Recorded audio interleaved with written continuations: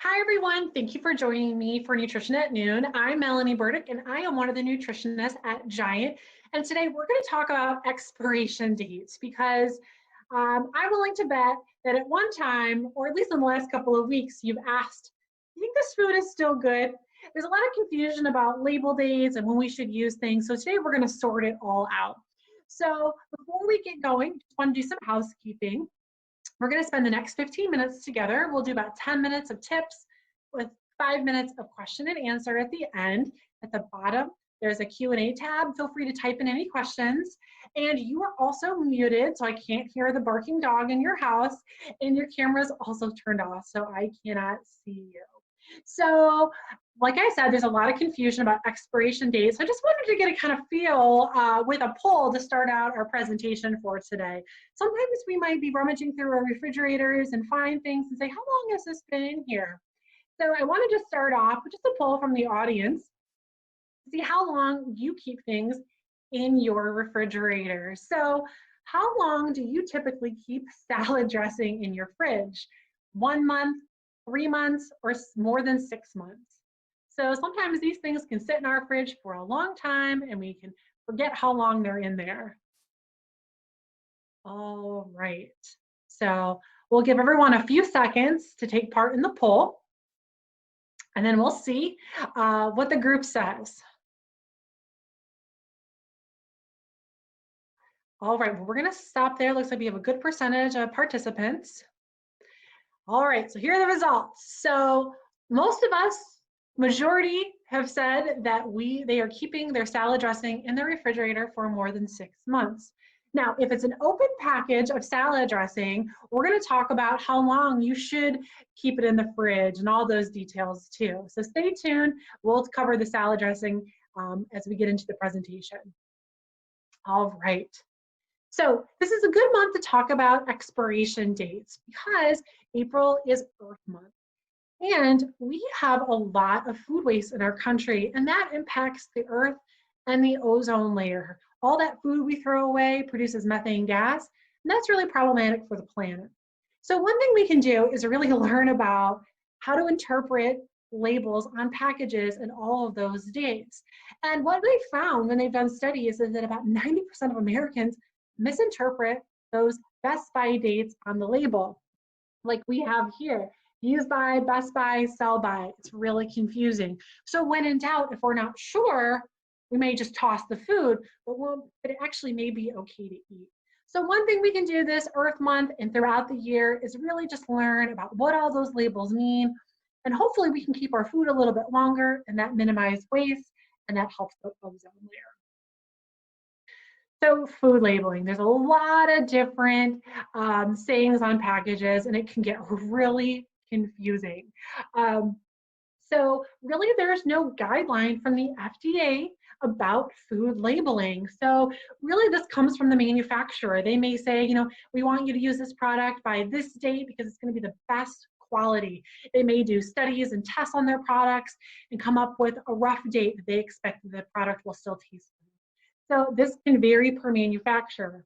Now, the only guideline for labeling is for infant formula. So if you see something on a can of formula that says used by or best before, you definitely want to use that product before it expires. If we use it after the expiration date, we can actually see changes in the nutritional profile, and actually the contents can separate as well. So we definitely want to make sure that our little kiddos are getting all the nutrients they need. So definitely don't use any expired formula. Okay, so as you're shopping through the store, there's going to be a lot of things that we see. Sell by. So sell by is actually a recommendation for the stores. So I have an example here. This is for ketchup. It's supposed to sell by July 24th of 2021. And really, it's a reminder for the stores to remove from their shelves. And this really ensures the quality of the product. So it's not a safety date, it's a quality date. You may also see this on dairy products, yogurt and milk, and you'll see it throughout the stores. But this is just for the sellers to kind of help clear their shelves. So if you're seeing a lot of things that are discounted, probably because it's getting close to the sell-by date. Another thing you're going to see on packages is the best if used before or best by. So you'll see this on a lot of packages. Here I have a salad mix that has the date for April 28th of this month. And really this also just indicates that the product's going to be a best quality or flavor by this date. But I can still eat this product after the 28th. It may start to change a little bit. Maybe it's not as crisp as it used to be, but it's still safe to eat. Now, again, this is something that is just for quality. It is not a safety date. And of all the different labels that we see in the store, the FDA does support best of use by labeling, really help minimize confusion and hopefully decrease any food waste.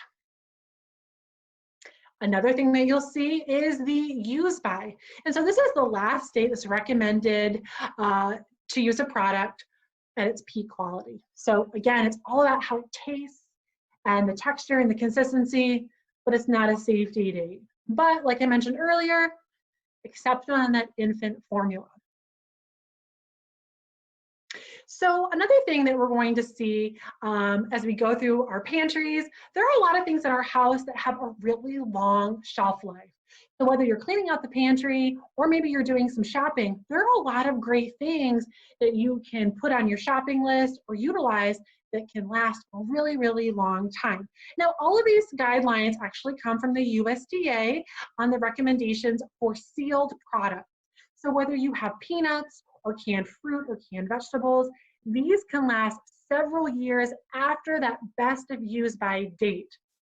So if you have tuna fish, or canned chicken, you can use it several years after that date and it will still be okay to use. So definitely, if you want to stock up, these are great things to have because you have a very long time frame to use these items. Okay, so we talked about condiments at the beginning of the program.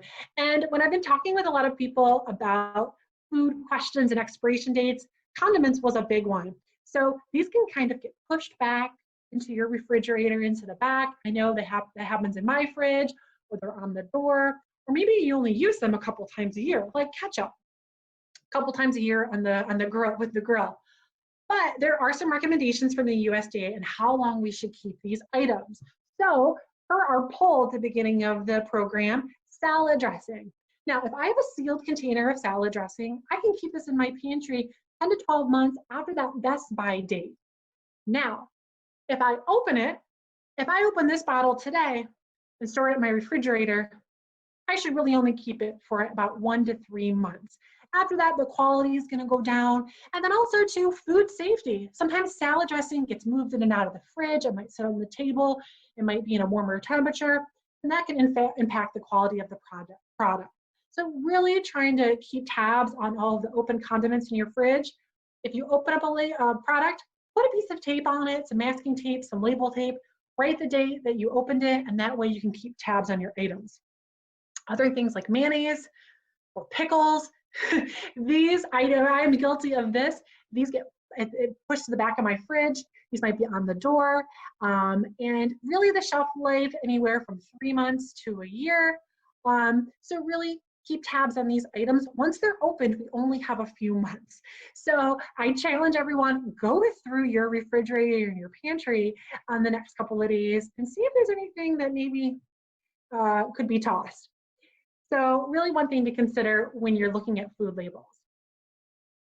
Other items too. So we have cold items. So this is really important. We want to make sure that we're keeping foods in the right temperatures.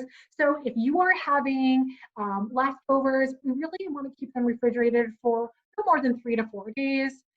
Anything more than that, they can start to have some bacteria growth. If you want to freeze them, 2 to 3 months in the freezer is great. So utilize your freezer to extend the shelf life of a lot of your favorite items. Also the same with eggs. You can keep them for several weeks after the sell-by date. You can also freeze them. Just crack them, mix them together, and then pop them in your freezer. You can keep them for a year. Also, other things like chicken. If you're buying fresh chicken, you want to try to use that up in 1 to 2 days after you purchase it. If it's going to be a little bit longer, pop it in your freezer, and that will also extend the shelf life. All right, so also when we're talking about guidelines and dates and labels, we do want to look for the warning signs on different products. So if you're going through your pantry and you're noticing bulging cans or rusted cans or something that may not look right, or maybe there's been a leak, you definitely want to pitch those. Also, if you open up a container and it doesn't smell right, maybe it's moldy or the consistency has changed, if you're not 100% sure, when in doubt, throw it out. That's the best recommendation too. So again, all of these guidelines I've given you from the USDA, they're the ideal situation. So again, use your best judgment on when you should keep things in your pantry, in your fridge. Now, we've gone through a lot of dates, a lot of time frames. It's really hard to sort out. You don't have to memorize it. So wonderful resources that you can utilize from the USDA, foodsafety.gov. Go there, you can look up different products. It's going to give you the recommendation for how long you should keep in your pantry for the best quality, how long you should refrigerate it, and how long you should freeze it. You can also download the app, the Food Keeper app. This is great. I downloaded it. It's really, really helpful. It has all different types of foods, and it really can give you peace of mind when you're thinking about your food safety.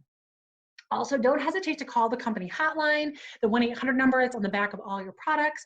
They can give you all the details of your product and give you peace of mind on whether you should keep it or toss it. All right, and the Giant Nutritionist team is here. If you have any questions, we are readily available. You can always email us at nutrition@giantfood. You can also call us. We can schedule a consultation over the phone or virtually, anything to help you while you're social distancing. Also, continue to join us for Nutrition at Noon. We're here every day at noon to give you some tips and tricks while we're social distancing. Also, check out our classes and our podcast, all at giantfood.com/nutrition, a wealth of information.